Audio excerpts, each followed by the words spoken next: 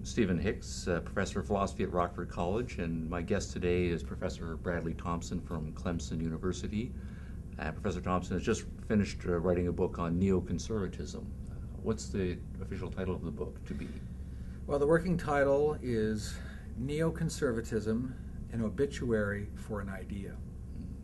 And on your reading, obviously the source of this idea is Leo Strauss, the great political philosopher, one of the great political philosophers of the 20th century. Let's talk about some of Strauss's core ideas. One of the standout theses that we get from a reading of Strauss is a distinction between an esoteric reading of text versus a more standard or exoteric reading of text. What is that for Strauss? Well, I think what it means for Strauss is that the great philosophers wrote esoterically and exoterically. That is to say, they wrote in different ways for different audiences.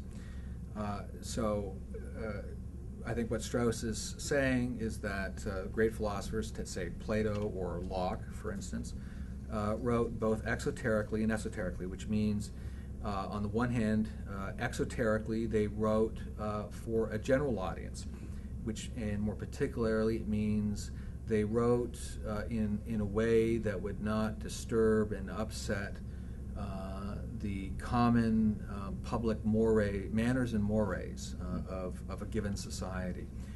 But that they also wrote esoterically, that is, they wrote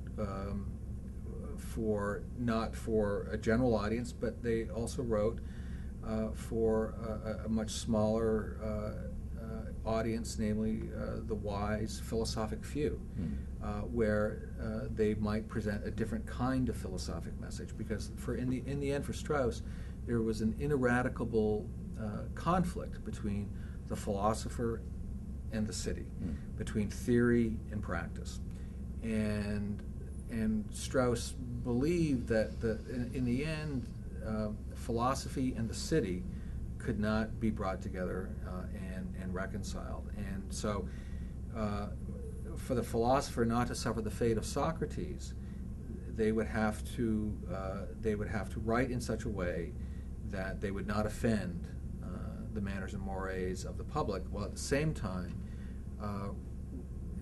saving, in a sense, hiding their true philosophic teaching, which potentially could be destructive of society.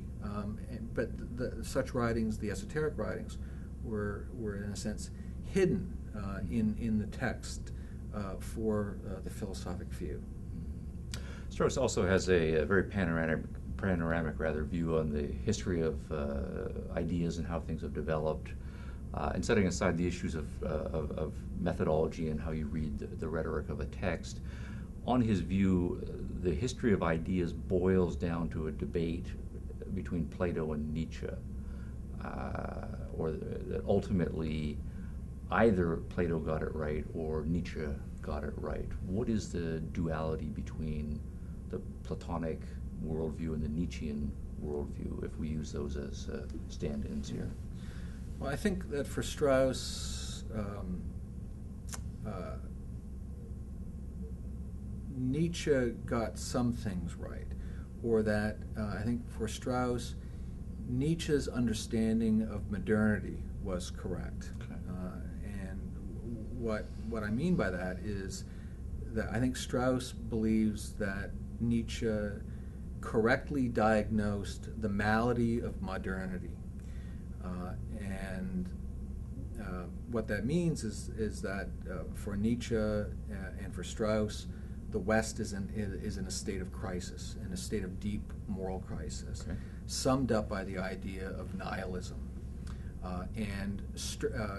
For Strauss, Nietzsche was not a nihilist himself, right? But rather that he was announcing the coming into being of nihilism.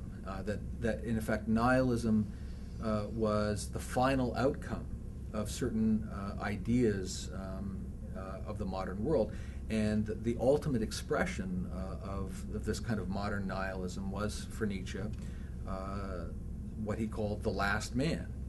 that is the bourgeois man who is somewhat bovine-like. That is to say, what he cares most about is satisfying his lowest and basest desires, and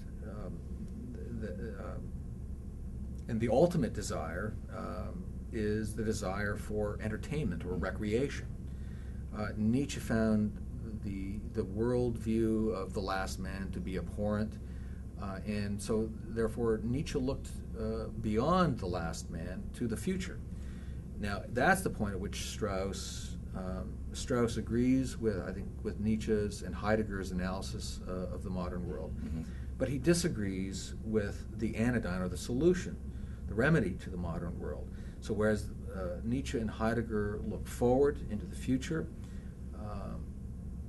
Strauss looks to the past as the way of getting out of the dilemma of modern nihilism. Okay. And Strauss finds the ultimate anodyne to modern nihilism in the writings of Plato.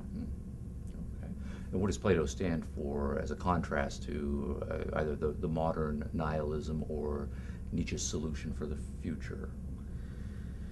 Well, that's a very difficult question to answer briefly, but I think the first thing one would want to say is that Plato stands for the idea of natural right, by which Strauss meant and understood Plato to mean that there are certain absolute, eternal, universal principles which have to ground society, in opposition to the ideas of the modern world, which can be summed up in three principles, namely historicism, the notion that all ideas are historically time-bound; relativism, the idea that all moral ideas and actions are relative to time and place; and then ultimately nihilism, which is the belief in nothing, and which comes about through the destruction of all values. So Strauss opposes modern nihilism with what he calls classic natural right, the belief in absolute permanent principles. And for Strauss, classic natural right is summed up in the idea of what Strauss calls the hierarchic order of man's natural constitution, which means, for Strauss, that there is a hierarchy in the human soul, which goes from the very lowest rung of the human soul is the human desires, the passions, and then there's spiritedness, and then finally reason. And this is true of each and every individual, and it's also true of society as a whole. And Strauss argues that society, the political community, ought to be organized according to this hierarchy in the human soul, which is to say that ultimately natural right means the rule of the wise few. Now, another part of Leo Strauss's intellectual package is that he's no fan of the modern scientific project, and he's also not a fan of modern liberalism.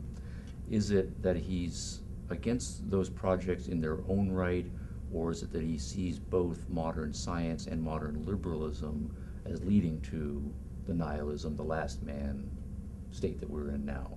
Right. Well, I think Strauss recognizes that there is some truth in modern natural science, and that it essentially defeated ancient science. That modern science was superior in fundamental ways to, for instance, to Aristotelian science. But Strauss saw great problems, or certainly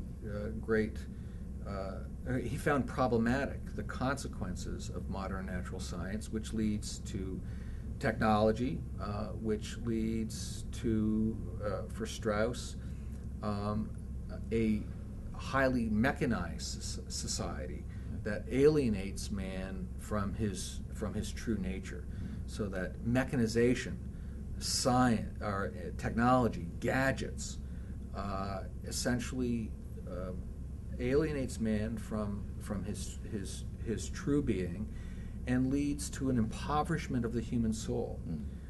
So technology leads to mechanization, which leads to great, enormous production, and this production, the creation of the abundance of material goods for Strauss, has a deadening effect on the human soul, so that individuals become concerned with getting, right, with accumulation. And Strauss sees this as a debasement of the human soul, sort of summed up in the image of the overweight American in a tracksuit sitting sipping a rum punch at a slot machine in Las Vegas. Very attractive sight. Yeah, and for Strauss, this is so. In other words, modern natural science is the source of and leads to that which he most fears and abhors, namely the last man, right? And connected with modern natural science is and was the rise of modern liberalism, by which I mean classical liberalism, the idea in individual rights, limited government, and laissez-faire capitalism, all of which Strauss, in the end, fundamentally rejects. He rejects liberalism because for two reasons. One, it liberates individuals to pursue their happiness, which is to say, to pursue their self-interest. And the reason for Strauss this is a problem is because for Strauss, the basic unit of moral and political value is not the individual, but rather the political community. And so what Strauss wants to do is to restore what he calls the political.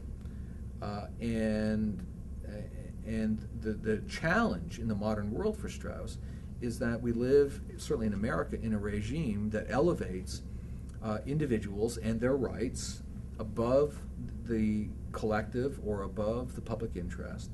And we believe in some kind of limited government, which of course is to say limits what great statesmen can do. So for Strauss, the question is not what are the limits of political power, which was the principal concern of the founders, the American founders. For Strauss, the more interesting and important question is who should rule. Right? Who should rule is more important for Strauss and more fundamental than the question for the founders, which was what are the limits of political rule.